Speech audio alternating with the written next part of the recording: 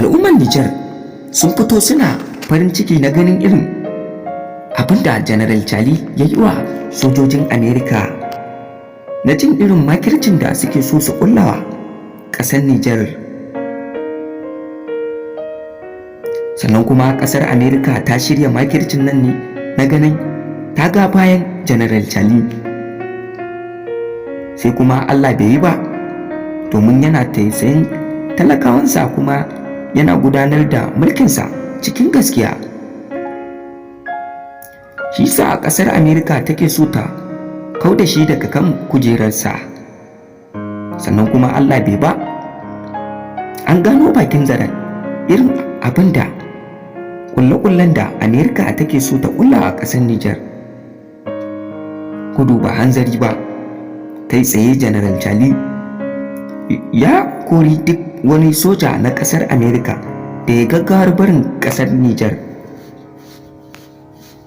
kuma ya cika alkawarinsa na ganin babu wani sojan ƙasar Amerika da ya rage a ƙasar Nijar.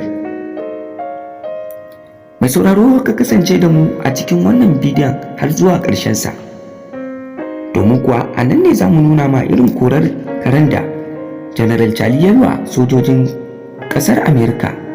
Amma don Allah mai sauraro, muna roƙonka, idan har wannan shine zuwanka channel ɗin nan na farko, muna roƙonka da ka danna mana alamar subscribe, sannan kuma ka danna mana alamar ƙararrawa ta yadda za ka dinga samun sababbin shirye-shiryenmu kai tsaye da zarar mun ɗora.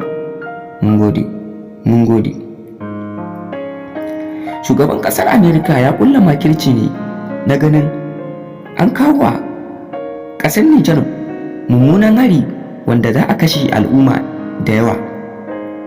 Irin shirye-shiryen da shugaban ƙasar Amerika ya yi wa ƙasar Nijar wanda za su shiga tashin hankali, sannan kuma Allah bai ba, saboda an gano bakin zaren irin kulle-kullen da yake so ya kulla a ƙasar Nijar.